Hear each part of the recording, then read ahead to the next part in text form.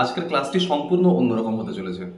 এখানে আমি নির্দিষ্ট কোনো টপিক নিয়ে আলোচনা করব না, বরং আমার ভিডিওর কমেন্ট সেকশনে প্রচুর প্রশ্ন আসছে, যে প্রশ্নগুলোর উত্তর দেওয়া প্রয়োজন বলে মনে করছি, এবং আমি সেই প্রশ্নগুলোরই উত্তর দেব এখানে, যেগুলো সব থেকে বেশিবার করা হচ্ছে ভিডিওর কমেন্ট সেকশনে, ফোন করে এবং হোয়াটসঅ্যাপ মেসেজে।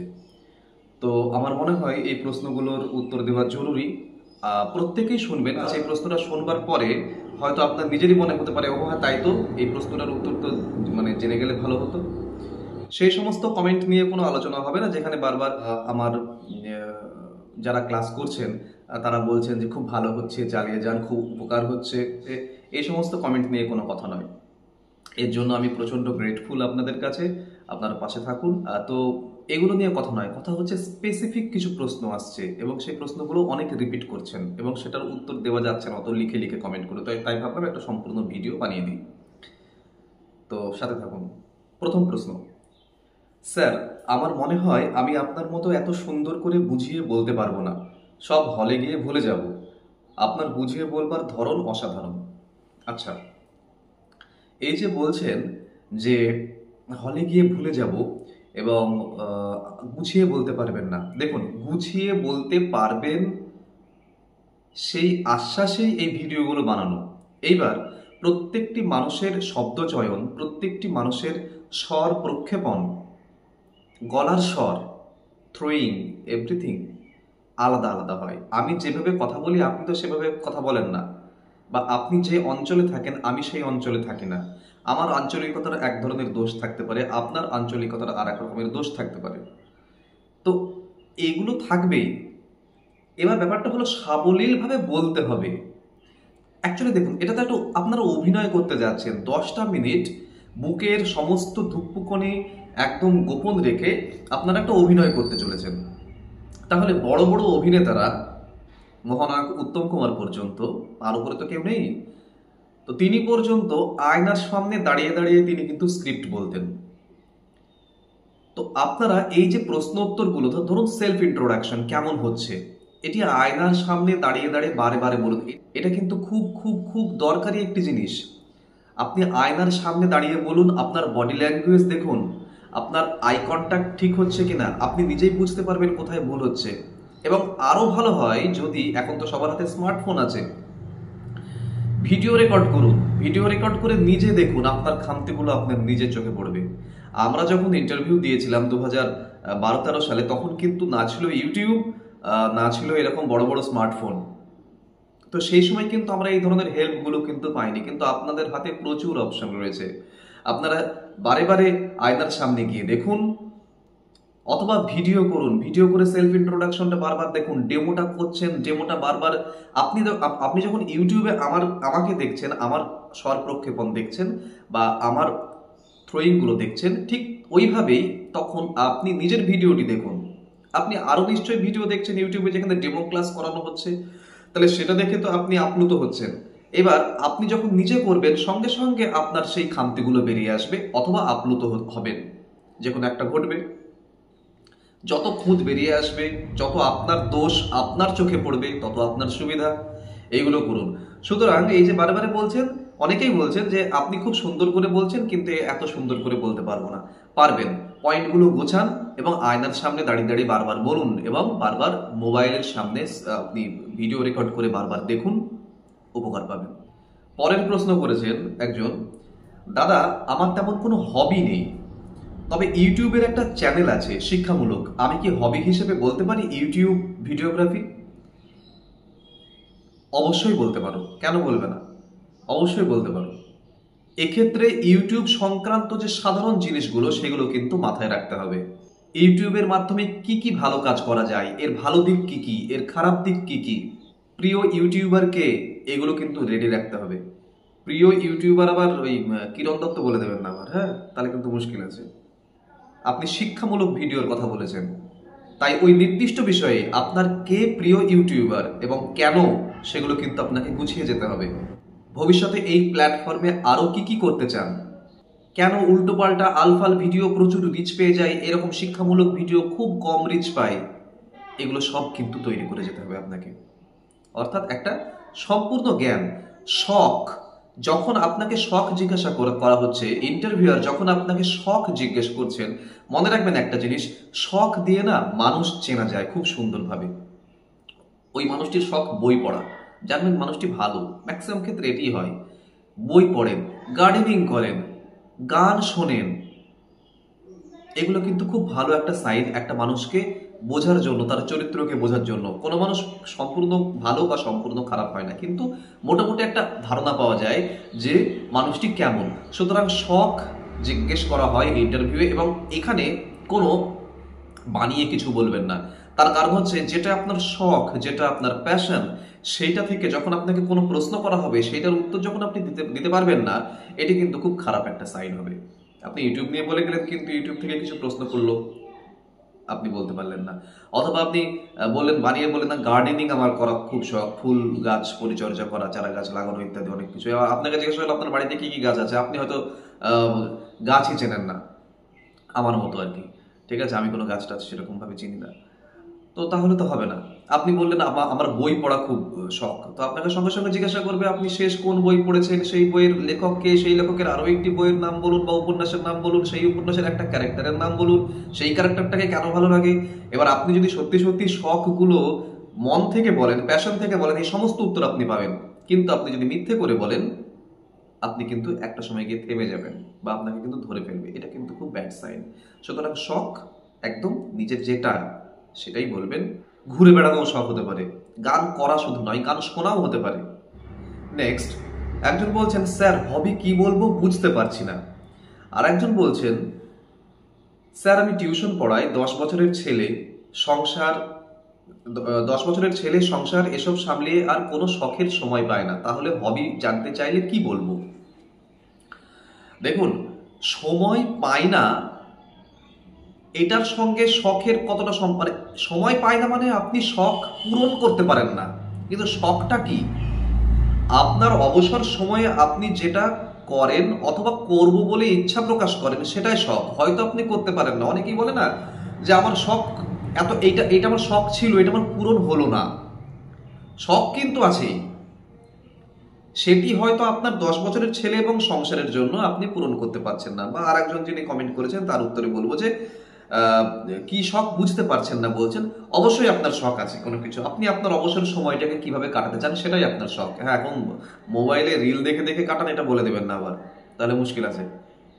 তো যিনি 10 বছরের ছেলে এবং সংসার আছে বলে শখ পূরণ করতে পারেন না, তার মানে এই নয় যে আপনার শখ নেই, আপনার শখ আছে। আপনি অবসর সময় কিছু একটা করেন, সেটাই আপনার শখ, সেইটা বিষয়ে কথা হবে, আপনি সেটাই বলবেন। শখ পূরণ হলো কি না হলো সেটা পরের কথা, যেটা শখ সেটা বলতে হবে। এরপর একজন খুব ভাইটাল একটা প্রশ্ন করেছেন, এটা অনেকে বলছেন যে স্যার সাবজেক্ট ছাড়া আর কি কি পড়তে হবে।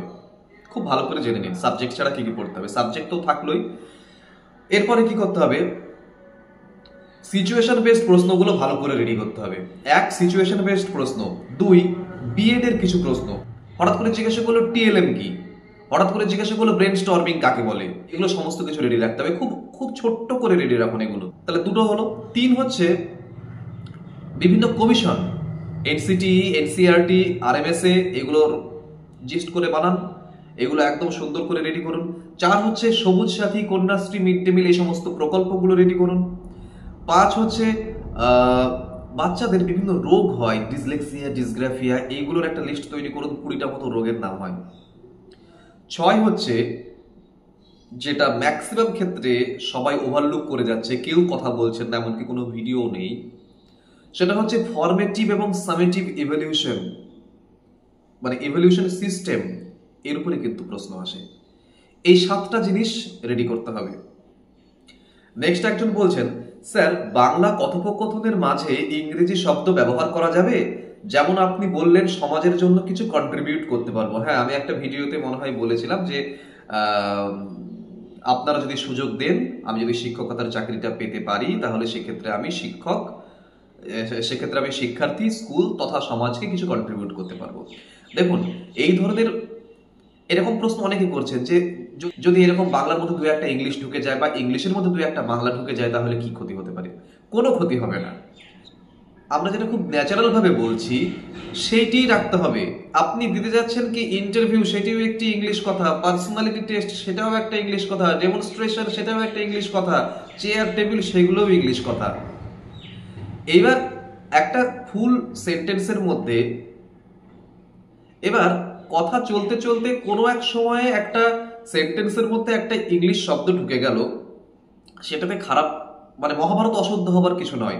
বা ডেমো ক্লাস ইংলিশের কথা বলছি, ডেমো ক্লাস দিতে দিতে যদি একটা বা দুটো বাংলা সেন্টেন্স চলেও আসে, সেটিও কোনো খারাপ কিছু নয় বলেই আমার মনে হয়।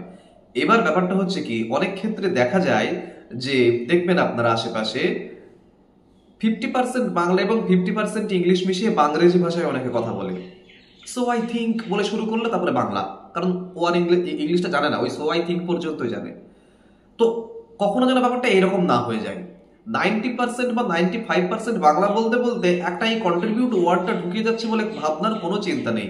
ওনারা নিজেরাও বলবেন এই কথাগুলো, বোঝা গেল? তাহলে ইন্টারভিউ বোর্ডে যারা আছেন তারাও বলবে সেগুলো। এগুলো নিয়ে এত মাথা ঘামানোর কোনো দরকার নেই। অথবা ডেমো দিতে দিতেও যদি আপনি আপনি ইংলিশের ডেমো দিচ্ছেন, দিতে দিতে একটা ওয়ার্ডের মানে লিখছেন, সিনোনিম লিখছেন, তার সঙ্গে একটা বাংলা সমার্থক শব্দও লিখে দিচ্ছেন, এতে মহাভারত অশুদ্ধ হবে না, কোনো অসুবিধা নাই, বরং সেটাই ন্যাচারাল। আসলে আমরা এইগুলো নিয়ে এত ভাবি, এত ইউটিউব ভিডিও, হ্যাঁ, এবং মানে আমাদের মধ্যে এই ভাবনাগুলো চাপিয়ে দেওয়ার এত অবকাশ আশেপাশে রয়েছে যে আমরা এগুলো নিয়ে এত ওভার থিঙ্ক করছি। এত ওভার থিঙ্ক করার কিছু নয়, ন্যাচারাল থাকুন। আমাদের সময় এত মানে ঘুস ঘুস করে কানের মধ্যে ঢুকে দেওয়ার কোনো উপায় ছিল না, যে কারণে আমরা এগুলো নিয়ে কিন্তু টেনশন করিনি সেই সময়। আমরা শুধু পড়াশোনাটাই করেছি। এত যে টেনশন করছে সবাই, কাট অফ কত হবে, এই কথা হবে, সেই কথা, বিভিন্ন ভিডিও দেখছে এবং কনফিউজড হচ্ছে এবং ফোনও করছে অনেকে। তো কাট অফ কত হবে কে জানে, সেটা আপনারা মোটামুটি একটা আইডিয়া করতেই পারেন, কিন্তু ওই ভিডিওগুলো শুধুমাত্র ভিউজ বাড়ানোর জন্য করা হয়। প্রিপারেশন নিন, নিজেকে রেডি করুন। এরপর একজন লিখছেন, সত্যি ভালো লাগলো স্যার, তবে এটা বলুন ডেমোতে যদি ওনারা আমার পছন্দ মতো না দেয়, মানে টপিক যদি না দেয়, তাহলে কি করব? কারণ সঙ্গে সঙ্গে তো এত গল্প বা অন্য কিছু টেনশনে মনে পড়তে নাও পারে। এটা নিয়ে একটু রিপ্লাই দেবেন স্যার। আর একজন বলছেন, স্যার ডেমো কি নিজের সিলেক্টেড টপিকের উপরেই দিতে হবে নাকি এক্সপার্টসরাই সিলেক্ট করে দেবেন? দেখুন, 9, 10 এবং 11, 12 দুটো ইন্টারভিউ হবে। ধরা যাক আপনি 9, 10 এর ইন্টারভিউ ক্যান্ডিডেট, তাহলে সেক্ষেত্রে 9, 10 এর টেক্সট বুক আপনি টোটালটা দেখে যাচ্ছেন খুব ভালো করে, প্রত্যেকটা টপিক। তার মধ্যে হ্যাঁ, আপনার ফেভারিট একটা দুটো টপিক তো থাকবেই। আপনাকে যদি বলেন যে এই বিষয়ের উপরে পড়ান, তাহলে তো খুব ভালো, মানে সেটা হওয়ার প্রবণতাই বেশি। আপনাকে হঠাৎ করে জিজ্ঞাসা করলেন, বলুন কি পড়াবেন বা কিসের ডেমো দিতে চান, তাহলে আপনি আপনার ফেভারিট জিনিসে ঢুকে গেলেন। কিন্তু যদি সেটা না হয়, যদি ওনারা বই বের করেই বলেন যে এইটা পড়াতে হবে, এই বিষয়ের উপরেই তোমাকে ডেমো দিতে হবে, তাহলে আপনার কিছু করার নেই। এবং সেক্ষেত্রে কখনোই বলবেন না যে স্যার আমি এটা মানে চেঞ্জ করে আমাকে প্লিজ অন্য আরেকটা দিন, এটা কিন্তু বলবেন। এটা কিন্তু খুব খুব খারাপ ইমপ্রেশন। আপনি 9, 10 এর চাকরি পেতে চলেছেন, সেক্ষেত্রে আপনার সেই বইটি গুলে খেয়ে যাওয়া আপনার কর্তব্য। ধরা যাক ইংলিশ সাবজেক্ট আমার, যেহেতু ইংলিশ, তাহলে 9 এর একটা প্রোজ একটা পোয়েম, 10 এর একটা প্রোজ একটা পোয়েম আমি খুব ভালো করে দেখে যাব। ফেভারিট একদম আমার, যেটা আমার আসলে আমি একদম কমন পেয়ে গেলাম। কিন্তু যদি না আসে, তাহলে আমাকে কি করতে হবে? 9 এবং 10 এর প্রত্যেকটা প্রোজ, প্রত্যেকটা পোয়েমের অন্তত ইন্ট্রোডাকশনটুকু এবং স্টুডেন্টদের যে মজা করে পূর্ব জ্ঞানের অভিজ্ঞতা এবং বাস্তব অভিজ্ঞতার মাধ্যমে তাদের টিউনিং করে পড়ার মধ্যে ঢুকানোর যে ব্যাপারটা, ওই যে গল্প ফাঁদাটা, ওইটা প্রত্যেকটা প্রোজ এবং পোয়েমের জন্য রেডি করে যেতে হবে, যাতে ওইখানে যে কোনো প্রোজ বা যে কোনো পোয়েম দিলে আপনারা ওইটা স্টার্ট করতে পারেন। ওইটাই মেন জিনিস। কিন্তু আপনি গল্পটা ফেদে বাচ্চাদের অ্যাটেনশনটা নিয়ে কি করে আপনি পড়ার মধ্যে ঢুকছেন, এটা কিন্তু প্রত্যেকটা প্রোজ, প্রত্যেকটা পোয়েমের ক্ষেত্রে আপনাদের কিন্তু রেডি করে যেতে হবে বাড়ি থেকে। এবং একটা প্রোজ একটা পোয়েম 9 থেকে, একটা প্রোজ একটা পোয়েম 10 থেকে খুব ভালো করে দেখে যেতে হবে, যেটা পড়লে আপনার একদম আপনি খুব লাকি ফিল করবেন নিজেকে এবং খুব ভালো করে সেটাকে মানে সেটা ডেমো দিতে পারবেন। ওকে, এবার আমি একটা কমেন্ট পড়বো। এই কমেন্টটি একটু অন্য রকমের। আমি বলেছিলাম যে যুদ্ধ বিরোধী কবিতা পড়ানোর সময় কি করে বাচ্চাদের টিউনিং করে তার মধ্যে ঢোকানো যাবে। তো তখন আমি বলেছিলাম যে একটা উদাহরণ দিতে পারো যে তিনটে পেন আছে, দুটো বন্ধুর মধ্যে ভাগ করে দিতে হবে। তো এই লড়াই করে তো তিনটে পেনকে দুজনের মধ্যে ভাগ করা যাবে না। তাহলে সেক্ষেত্রে যদি একজন স্যাক্রিফাইস করেন এবং আরেকজনকে বলে যে তুই দুটো নে, আমি একটা নিচে, তাহলে তাদের মধ্যে ভালোবাসা গ্রো করবে এবং ঝগড়া ঝামেলা যেটার মাধ্যমে আদৌ কোনো সলিউশন হতো না, পেনটি ভেঙে যাওয়া ছাড়া, সেইটার সলিউশন হতো। সুতরাং যুদ্ধ কোনো কিছুর সলিউশন আনতে পারে না, ভালোবাসাই পারে। এবং ভালোবাসাই হচ্ছে এমন একটি বোধ, ভালোবাসা এমন একটি অনুভূতি যা দিয়ে পৃথিবী পাল্টাতে পারে। তো চলো আজকে শুরু করি একটি কবিতা যেখানে যুদ্ধ নয় ভালোবাসার কথা বলা হচ্ছে। এই বলে আমি একটা উদাহরণ দিয়েছিলাম। তো তাতে ইনি কমেন্ট করছেন, তারপর হঠাৎ একটি ছাত্র উঠে বলবে পৃথ্বীরাজ চৌহান মোহাম্মদ ঘুরিকে দুবার ক্ষমা করেছিলেন এবং ধনরত্ন দিয়ে তাকে বাড়ি যেতে দিয়েছিলেন, কিন্তু তৃতীয়বার জঙ্গি মনস্ক মোহাম্মদ ঘুরি কিন্তু পৃথ্বীরাজকে সেই সুযোগ দেয়নি, নির্মমভাবে হত্যা করে এবং ভারতবর্ষে জঙ্গি আগমনের পথ শোনাবো করে। কিছু একটা ভুল লিখেছে। তাহলে একতরফা ভালোবাসা দেখিয়ে যে আমাদের ক্ষতি হয় সেটা কিন্তু আমাদের ইতিহাস বলছে। হ্যাঁ, আপনি ঠিক বলছেন যেটা বলছেন, কিন্তু আমার কথার স্পিরিটটা বোঝার চেষ্টা করুন। ভালোবাসা পৃথিবী পাল্টাতে পারে, ভালোবাসাই একমাত্র উপায় যা দিয়ে পৃথিবী পাল্টাতে পারে। দেখুন, আপনি আজকে কাউকে ভালোবাসছেন বা ক্ষমাও করে দিচ্ছেন, আর আগামীকালকে গিয়ে সে যে আবার অন্যায় করবে তার কোনো গ্যারান্টি নেই। তখন আপনার মধ্যে অবশ্যই সেই অনুভূতি আসবে যে আমি তো ক্ষমা করলাম বা ভালোবেসেছিলাম তাকে, তাহলে সে আমাকে কেন আবার আমার পেছনে লাগতে আসছে, তার তো ক্ষমা করা উচিত হয়নি। দেখুন, এত সহজে ব্যাপারটাকে ভাবলে হবে না। ব্যাপারটা হচ্ছে ইতিহাস। এই যে আপনি ইতিহাসের কথা বলছেন, ইতিহাস আমাদের বহু বহু সম্রাটের কথা বলেছেন, যে সম্রাট, যে রাজা, যে মহারাজা, তারা লক্ষ লক্ষ মানুষকে খুন করেছে শুধুমাত্র ভূখণ্ডের জন্য। আমরা তাদের ইতিহাস পড়ি, তো আমরা জানি না কেন পড়ি এগুলো আর কেন সেই যুদ্ধের কথা পড়ি। তো ইতিহাসকে শুধু এদেরকে নিয়েই। আচ্ছা, চৈতন্যদেবের ইতিহাস কতটুকু থাকে দেখবেন এইটুকু, কবিরের ইতিহাস কতটুকু থাকে এইটুকু। তো চৈতন্যদেব, কবির, এরা কিন্তু মানুষকে ভালোবেসেছিলেন, ভালোবেসে তাদেরকে কিছু করতে বলেছিলেন, মানুষ সেগুলো করেনি। এই যে যারা ভালোবেসেছিলেন না, তাদেরকে ইতিহাস ভয় পায়। যারা ভালোবাসতে পারে মানুষ তাদের ভয় পায়, যে কারণে আমাদের ইতিহাস বইয়ে কোনো এই 5 থেকে 7টা লাইন ছোট ছোট, তার পাশে দেখবেন একটা ছোট্ট করে ছবি দেওয়া থাকে। এরা যে প্রেমের বাণী প্রচার করে গেলেন, এরা যে ভালোবাসার কথা বলে গেলেন, এদের কিন্তু আমরা সেই গুরুত্ব কোনোদিন দিইনি। এরা কিন্তু কোনোদিন সেইভাবে আমাদের কাছে ধরা দিলেন না, আমরা কিন্তু পড়তে পারলাম না। ঠিক আছে? তো আপনি আজকে ভালোবেসে যদি কালকে তার রিটার্ন পেতে চান, সম্ভব নয়। জেনারেশন টু জেনারেশন এটা যদি গ্রো করে তবেই সেটা সম্ভব। চৈতন্যদেব যেদিন ভালোবাসার কথা বলে গিয়েছিলেন, সেই দিন থেকে যদি সব মানুষ চৈতন্যদেবের ভালোবাসার কথা বুঝতো এবং যা যা কিছু করতে বলেছিলেন সেগুলো যদি করতো, তাহলে আজকের দিনে দাঁড়িয়ে এই 2025 সালে এসে আমরা হয়তো একটা অন্য পৃথিবী দেখতাম। জিসাস ক্রাইস্ট তিনি যা বলে গিয়েছিলেন তার কথা মতো যদি এতদিন ধরে মানুষ চলতো, আজকে 2025-এ পৃথিবীটা আলাদা হতো। যে কোনো ভালো জিনিস হতে সময় লাগে।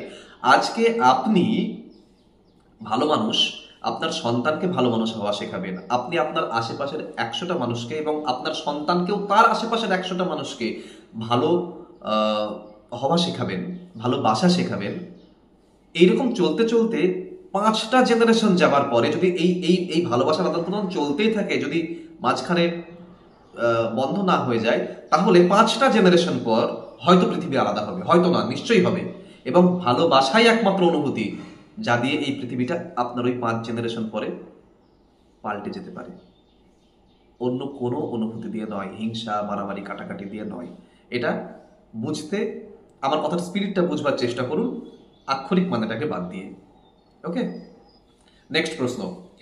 আমার সাবজেক্ট ইংলিশ, ডেমনস্ট্রেশনে কি পুরো ইংলিশেই দেবো নাকি মাঝে মাঝে বাংলা ইউজ করব with the dominance of English? Actually we are going to teach in a Bengali medium school, then what should be the most perfect language?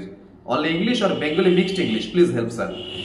Not Bengali mixed English, আপনি যেটা বলেছেন যে মাঝে মাঝে Bengali with the dominance of English, এটি করবেন। এটা এর আগে একটু আগে তো বললামই 90 বা 95% ইংলিশের সঙ্গে 5 বা 10% বাংলা চলে আসলে কিছু মহাভারত অশুদ্ধ হবে না, কারণ আপনি বাংলা মিডিয়ামের স্টুডেন্টকে পড়াবেন। এই নিয়ে এত চাপ নেবার কোনো দরকার নেই। এবার খুব সিরিয়াস একটা প্রশ্ন, স্যার আমার OMR booklet B series B উল্লেখ করেছি কিন্তু আমি কালো করিনি, মানে শেডটা করতে হয় বি উল্লেখ করেছি কিন্তু বি যেখানে কালো করবার অপশন ছিল, মানে গোল করবার কথা ছিল, সেটা আমি ভুলবশত করে আসিনি। এখন আমার এই বুকলেট সিরিজ উল্লেখ করা আছে কিন্তু আমি কালো করিনি, এখন আমার ওএমআর কি বাদ পড়ে যাবে? আমি আবারও বলছি স্যার, আমি বুকলেট সিরিজ বি পড়েছিল, আমি উল্লেখ করেছি কিন্তু গোল করিনি, আপনার ওএমআর বাতিল হয়ে যাওয়ার সম্ভাবনা প্রবল। কারণ মেশিনে যখন নেওয়া হবে আপনার ওই গোলটিই দেখা হয়। আপনি যদি মনে করেন যে আপনার পরীক্ষা ভালো হয়েছে, ইন্টারভিউয়ের ডাক এবং চাকরি পাওয়ার মতো যোগ্য পরীক্ষা দিয়েছেন, সেক্ষেত্রে আপনি ইমিডিয়েট এসএসসি অফিসে গিয়ে যোগাযোগ করুন এবং যদি কোনো সুরাহা ওখান থেকে দেয় তাহলে আপনি সেটার ব্যবস্থা করুন। নাহলে কিন্তু আমার যতদূর ধারণা ওএমআর ক্যান্সেল হয়ে যাবে। ঠিক আছে, তো আপনি সরাসরি যান, সরাসরি যোগাযোগ করুন। যে আপনি যদি মনে করেন যে আপনি চাকরি পাওয়ার যোগ্য পরীক্ষা দিয়েছেন, ইন্টারভিউ ডাক পাবেন, অবশ্যই ইমিডিয়েট আপনি যোগাযোগ করুন। নেক্সট প্রশ্ন, এডুকেশন কোয়ালিফিকেশনে আমি যদি গ্র্যাজুয়েশন থেকে বলা স্টার্ট করি, তারপর মাস্টার ডিগ্রি বিএড, তারপর বর্তমানে আমি কি করি বলি, সেকেন্ডারি এবং এইচএস ডিগ্রি না বলি, কোনো অসুবিধা আছে? হ্যাঁ, অবশ্যই অসুবিধা আছে। আপনি সেকেন্ডারি এবং হায়ার সেকেন্ডারি অবশ্যই আপনাকে বলতে হবে, তারপরে আপনি গ্র্যাজুয়েশনে যাবেন। এরকম আপনি হয়তো বলছেন যে কোনোভাবে হয়তো আপনার গ্র্যাজুয়েশনের আগে, মানে উচ্চ মাধ্যমিকের পরে, এইচএস এর পরে, হায়ার সেকেন্ডারির পরে আপনার হয়তো কোনো গ্যাপ রয়েছে, সেই গ্যাপটা হয়তো আপনি বলতে চাইছেন না, এরকম হতে পারে। তো সেই ক্ষেত্রে গ্যাপটা যে কারণে হয়েছিল, কোনো শারীরিক অসুস্থতা হতে পারে, কোনো পারিবারিক প্রবলেম হতে পারে, সেটা আপনি উল্লেখ করে দিন যে এরপরে আমি 1 বা 2 বছর বা 3 বছর আমি এই এই প্রবলেমের মধ্যে ছিলাম বলে স্যার আমি মানে গ্র্যাজুয়েশন করতে পারিনি, তাই 3 বছর বা 4 বছর পরে গিয়ে আমি গ্র্যাজুয়েশন করেছি অমুক ইউনিভার্সিটি থেকে, দিয়ে আপনি আবার কলেজে ঢুকে যান, ইউনিভার্সিটিতে ঢুকে যান। কিন্তু স্কুলিংটা বলতেই তো হবে, অবশ্যই বলতে হবে স্কুলিংটা। হ্যাঁ, এই প্রশ্ন কিন্তু অনেকেই করেছেন। একজন আমাকে হোয়াটসঅ্যাপেও জানিয়েছেন যে তিনি অসুস্থ ছিলেন আর কি, তো তিনি কি এই গ্যাপটা স্কিপ করতে চাইছেন। তো না, স্কিপ করবার কোনো দরকার নেই। অসুস্থ ছিলেন বলবেন, সেটা কোনো অসুবিধা নেই তাতে। নেক্সট প্রশ্ন, আমি একটি বেসরকারি স্কুলে বিগত কয়েক বছর ধরে পড়াচ্ছি। যদি আমাকে প্রশ্ন করা হয় আপনি তো শিক্ষকতা করছেন, তাহলে আবার কেন পরীক্ষা দিচ্ছেন শিক্ষক হওয়ার জন্য, তাহলে উত্তরটা কি হবে? বেসরকারি জায়গায় শিক্ষকতা করছেন, কেন সরকারি হাই স্কুলে আসতে চাইছেন? প্রাইমারি স্কুলে চাকরি করছেন, কেন হাই স্কুলে আসতে চাইছেন? এই সমস্ত প্রশ্নগুলো, বা গ্রুপ সি গ্রুপ ডিতে আছেন, কেন হাই স্কুলে আসতে চাইছেন শিক্ষক হিসেবে? আমার যে কর্মপরিধি আমি বাড়াতে চাই। আমি মনে করি আমি এতদিন পর্যন্ত যে অভিজ্ঞতা সঞ্চয় করেছি, সেই অভিজ্ঞতার নিরিখে আমার মনে হয় আমি এখন ব্যাপক পরিসরে আমি আরো কাজ করতে পারবো। বেসরকারি কলেজে বা বেসরকারি স্কুলে আমি যে কাজটি করি, সেই কাজটি নিয়েও আমি সন্তুষ্ট। আমি যে এসএলএসটি ক্র্যাক করে আমি যে পরীক্ষা দিয়েছি এবং আমি আসতে চাইছি এখানে, সেটা কিন্তু ওই বেসরকারি জায়গায়, ওই বেসরকারি স্কুল বা কলেজের উপরে কোনো অসন্তুষ্টি থেকে নয়, বরং আমি আরও আসছি কারণ আমি এই আশাটাকে, যদি চাকরি পাই তাহলে সেই চাকরি পাওয়াটাকে আমি আমার কেরিয়ারের অগ্রগতি বলেই ভাববো এবং বৃহৎ পরিসরে আমি আরো কাজ করব। এটি হবে উত্তর। নেক্সট প্রশ্ন, স্যার আমি একটি আইসিএসসি স্কুলে কর্মরত, আমি কি এটা বললে আমাকে আইসিএসসি রিলেটেড কোয়েশ্চেন করতে পারে? অবশ্যই করতে পারে। আপনি যখনই বলবেন যে কোনো জায়গায় আপনি কর্মরত, সেখান থেকে আপনাকে বেসিক কিছু জিনিস ধরতেই পারে। তো সেটা যদি আপনার স্ট্রং গ্রাউন্ড যদি না হয়ে থাকে, যদি আপনি মনে করেন যে সেটা জিজ্ঞেস করলে আপনার প্রবলেম বা আপনি উত্তর নাও দিতে পারেন, তাহলে সেটাকে স্কিপ করুন। শুধু শুধু ইমপ্রেশন ক্রিয়েট করবার জন্য সেটা করবেন না। যদি সেটার স্ট্রং গ্রাউন্ড যদি না থাকে, যদি সেখান থেকে প্রশ্ন করলে যদি আপনি উত্তর দিতে না পারেন, বেসিক প্রশ্নই করবে হয়তো, তাহলে আপনি স্কিপ করে যাবেন। আর যদি মনে করেন যে ওটা আপনার খুব স্ট্রং গ্রাউন্ড, আরো বেশি করে বলবেন, কারণ স্ট্রং গ্রাউন্ডের উপরে আপনার ইন্টারভিউয়ার যত বেশিক্ষণ থাকবে আপনার তত লাভ। কারণ ইন্টারভিউয়ার আপনাকে এরকম করে বাঘের মতো ধরে আছে, 5 মিনিট বা 10 মিনিট কেটে গেলে আপনাকে ছেড়ে দেবে। তাহলে এই 5 মিনিট বা 10 মিনিটের মধ্যে আপনি যত আপনার স্ট্রং গ্রাউন্ড পাবেন তার উপরে থাকুন। আপনাকে কিছু জিজ্ঞাসা করা হলো, এক্সপ্লেন করা হলো, আপনি খুব কমন জিনিস পেয়ে গেছেন, আপনি ফাটিয়ে দিচ্ছেন, আপনি এক্সপ্লেন করুন। আপনাকে এটা কখনোই বলবো না যে আপনি একই কথা বারে বারে রিপিট করুন, বা মানে যেটাকে বলা হয় ভাটানো, সেই ভাটাতে বলছি না। আপনি জাস্ট এক্সপ্লেন করে যান, ওরাও মুগ্ধ হয়ে শুনবে, সময়টা কেটে যাবে এবং ওই থাবা তার তো একটা মানে স্প্যান রয়েছে, একটা সময়কাল রয়েছে, যতটা পারা যায় আপনার সেই ওই কমন এবং স্ট্রং গ্রাউন্ডের উপর থাকবার চেষ্টা করুন। সেক্ষেত্রে কিন্তু ব্যাপারটা খুব পজিটিভ হবে আপনার জন্য। এইবার আসে একটা মারাত্মক মারাত্মক মারাত্মক একটা কমেন্টে, স্যার 2016 টিচার না হয়ে যদি 2016 টিচার বলি তাহলে কি ধরা পড়ে যাব? আপনাকে নমস্কার। আপনাকে কি বলি, 2016 টিচার বিষয়ে আপনি কি জানেন আমি জানি না। 2016 টিচাররা কি অবস্থার মধ্যে দিয়ে গত 1.5-2 বছর যাচ্ছে আপনারা জানেন না। একটা বন্ধু বান্ধব, একটা আত্মীয় স্বজন, একটা পাড়া প্রতিবেশী, একজন কলিগ, একজনও তাদের বোঝেনি। এরা ঠিক যে যে মানসিক অবস্থার মধ্যে দিয়ে গিয়েছে আপনি কল্পনাও করতে পারবেন না। আমি জানি না এই কমেন্টটি আপনি আড্ডা মেরে লিখেছেন নাকি সত্যি সত্যি লিখেছেন, বা কেনই বা 2016 না হয়ে 2016 বলবেন। তো যদি আড্ডা মেরে লিখে থাকেন তাহলে আমি বলি যে 2016 ক্যান্ডিডেটরা মৃত্যুর মুখোমুখি দাঁড়িয়েছিল, এখনো আছে, হয়তো একটা আশার আলো দেখছে যে এই পরীক্ষাটা দিয়ে আবার পুনর্বহাল হবে। এবং পৃথিবীতে ওই বাড়ির একদম বাড়ির একজন বা দুজন লোক ছাড়া এরা কোন মানসিক অবস্থার মধ্যে দিয়ে গিয়েছে, ফ্রাস্ট্রেশন কাকে বলে, সেটা শুধুমাত্র ওই ওই বাড়ির 2-1 মানুষ জানে। ধরুন আপনি চাকরি পেয়েছেন, কালকে চাকরি পেয়ে গেলেন, 6 বছর 7 বছর পরে গিয়ে শুনলেন আপনার চাকরি নেই। কিন্তু এই 6-7 বছরে আপনি কি কি করেছেন? আপনি বিয়ে করেছেন, আপনার বাচ্চা হয়েছে, আপনার হোম লোন আছে, আপনার পার্সোনাল লোন আছে, আপনার সন্তানের ভবিষ্যৎ রয়েছে, আপনার লাইফস্টাইল পাল্টে গেছে। আপনি চাকরি পাননি, আপনার এক ধরনের লাইফস্টাইল, আপনি চাকরি পেয়ে গেলেন, আপনি আর এক ধরনের লাইফস্টাইল মেনটেন করতে শুরু করবেন। আপনি নিজে চাকরি করেন, এক ধরনের লাইফস্টাইল, আপনার স্ত্রী যখন চাকরি করছে আপনার আর এক ধরনের লাইফস্টাইল। এই লাইফস্টাইল যখন আপনি উপর দিকে উঠছেন, আপনি কোনো মতেই আর পিছিয়ে আসতে পারবেন না, এটা সম্ভব নয়। ধরা যাক আপনার হাতে যে ফোনটি রয়েছে সেই ফোনটির দাম ধরে নিন 20,000 টাকা।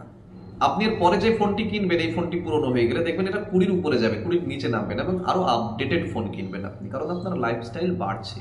আপনি মোবাইল ছাড়াও একদিন চালিয়েছেন। আমরা যে জেনারেশনের, আমি 36, আমরা যে জেনারেশনের, সেই জেনারেশন অনুযায়ী আমরা কিন্তু মোবাইল ছাড়া পৃথিবীটা কেমন ছিল আমরা কিন্তু দেখেছি।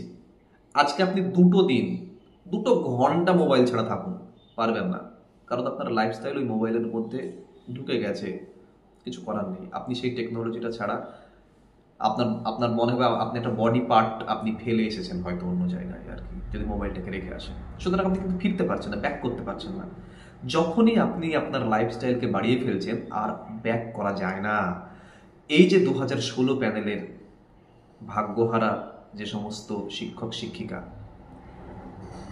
তাদের কিন্তু সুপ্রিম কোর্ট শেষ পর্যন্ত আনটেন্টেড বলেছে, অকলঙ্কিত, এদের বিরুদ্ধে কোনো অভিযোগ নেই। এরা জানে না আমাদেরকে অপরাধ কে কি করেছে, আমাদের জানার দরকার নেই, কিন্তু আমরা করিনি। তাহলে এবার আমাদের কি, আমাদের জীবনের দায়টা তাহলে কে নেবে? কোনোদিন এরকম পজিশনে যদি পড়েন তাহলে বুঝবেন যে এরা কি অবস্থার মধ্যে দিয়ে গিয়েছে। তাই যদি আড্ডা মেরে থাকেন তাহলে এটা খুব নৃশংস আড্ডা বলবো। আর যদি এমনি জানতে চান সত্যি সত্যি, তাহলে বলবো না, বলবেন না, কারণ আপনি 2016 ক্যান্ডিডেট কি 2016 ক্যান্ডিডেট নন সেটা ওদের কাছে আগে থেকেই আছে। ওকে, ওদের কাছে ডকুমেন্টস আছে, ওরা বুঝতেই পারবে আগে থেকে। সুতরাং আপনাকে বলবার কোনো প্রয়োজন পড়বে না। নেক্সট প্রশ্ন, স্যার 2016 যোগ্য টিচার্সদের পার্সপেক্টিভ থেকে কিছু কোশ্চেন্স করুন প্লিজ। যেমন তাদের ইন্ট্রোডাকশন কেমন হতে পারে, অন্যান্য কি কোশ্চেন তাদের পেশা সম্পর্কে আসতে পারে। ওকে, আরেকটা কমেন্ট করব, থ্যাংক ইউ এত সুন্দরভাবে গাইড করবার জন্য। আপনার কাছে একটা হাম্বল রিকোয়েস্ট করছি, প্লিজ স্যার SLST 2016 প্যানেলসের ক্যান্ডিডেটের জন্য একটা ভিডিও বানান যেখানে প্রতিটা শব্দ যেন ইন্টারভিউয়ের হৃদয়কে বিদ্ধ করে দেয়। প্লিজ স্যার, জবটা ভীষণ দরকার। 2016 ক্যান্ডিডেটদের বলছি, সেলফ ইন্ট্রোডাকশনে একদম প্রথমে আমি অমুক অমুক জায়গা থেকে আসছি বলবার পরের লাইনেই আপনারা এই লাইনটি বলবেন, আমি 2016 সালের একজন হতভাগ্য শিক্ষক বা শিক্ষিকা যার চাকরি একদম প্রশ্নের মুখে, অথবা চাকরি চলে গেছে, যেটা ইচ্ছে আপনার। এবং সারা ইন্টারভিউ চলাকালীন আপনাদের যতবার মনে হবে প্রাসঙ্গিক এই কথাটা বলা, ততবার বলবেন আপনি 2016 প্যানেলের ক্যান্ডিডেট। 2016 আনটেন্টেড ক্যান্ডিডেট, যাদের এগেনস্টে কোনো অ্যালিগেশন নেই, এবং আপনাদের যে অসহায়তা সেটা ইন্টারভিউ চলাকালীন যদি প্রাসঙ্গিক হয়, আপনাকে এমনি এমনি বলতে বলছি না, যদি প্রাসঙ্গিক হয়, যদি কথায় কথায় কখনো ওঠে, যতবার সম্ভব আপনি ততবার সেই অসহায়তা তুলে ধরুন। এবং তারপরে বলবো যে ওদের কাছে আগে থেকে তো আছে যে আপনি 2016 ক্যান্ডিডেট কি ক্যান্ডিডেট নন, কিন্তু ইন্টারভিউ দিতে গিয়ে আপনার অসহায়তা সেটা ফুটে ওঠাও জরুরি সেক্ষেত্রে। তাই আপনাদের যদি প্রাসঙ্গিক মনে হয় আপনারা অবশ্যই সেটা বারবার বলবেন। এবং 2016 ক্যান্ডিডেটদের জন্য একটা ভিডিও করবার ইচ্ছে রয়েছে, একটা টোটাল ভিডিও শুধুমাত্র 2016 ক্যান্ডিডেটদের জন্য, ঠিক আছে? সেটা আমার মাথায় আছে, সেটা আমি অবশ্যই করব। ভালো থাকবেন। এই প্রশ্নগুলোর উত্তর দিলাম। এই প্রশ্নগুলো আসলে আমি একটা দুটো স্ক্রিনশট দিলাম, কিন্তু প্রচুর মানুষ এই একই ধরনের প্রশ্ন করছেন। তো আশা করি এগুলো আলোচনা করে দিলে অনেকটা পরিষ্কার হয় ব্যাপারটা। তো ভালো থাকবেন। এরকম ভিডিও আবার 7 দিন বা 10 দিন পরে আবার একটা বানানোর চেষ্টা করব। এবং আমার ইন্টারভিউয়ের ভিডিওগুলো তো আসছেই, আগামী কালকে বা পরশু আর একটা আসবে। স্ক্রিনে দেওয়া এই নম্বরে আপনারা যোগাযোগ করতে পারেন। সাবজেক্ট, আমার সাবজেক্ট ইংলিশ, তো ইংলিশ সাবজেক্ট এবং সাবজেক্ট ছাড়া অন্যান্য যে কোনো প্রশ্ন আপনারা আমাকে হোয়াটসঅ্যাপে জানাতে পারেন। হয়তো সঙ্গে সঙ্গে উত্তর নাও দিতে পারি, 2-1 ঘন্টার মধ্যে সেই উত্তরগুলো সব আপনারা পেয়ে যাবেন। এবং সেগুলো সম্পূর্ণ ফ্রি অফ কস্ট, ঠিক আছে? এবং আমাকে পিং করলে বা আমি যদি ভুলে যাই, আমাকে আর একবার মনে করিয়ে দিলে আমি এতটুকু বিরক্ত হই না। আপনারা আপনাদের ইচ্ছে মতো সেই প্রশ্নগুলো তৈরি করে 5টা বা 7টা তৈরি করে আমাকে দিয়ে রাখবেন, আমি সময় মতো তৈরি করে দেবো, হেল্প করব। আমি আছি। এটা সম্পূর্ণ ভালো লাগা থেকে করা, ভালোবাসা থেকে করা। আপনারা এই যে এতজন মানুষ কথা বলছেন, প্রতিদিন ফোন করছেন, শুধুমাত্র ভালো লাগা জানানোর জন্য ফোন করছেন, এতে আমি সত্যিই আপ্লুত এবং আমি বুঝতে পারছি আমি সঠিক রাস্তাতে আছি। ভালো থাকবেন। পরের ভিডিওতে দেখা হবে। টাটা।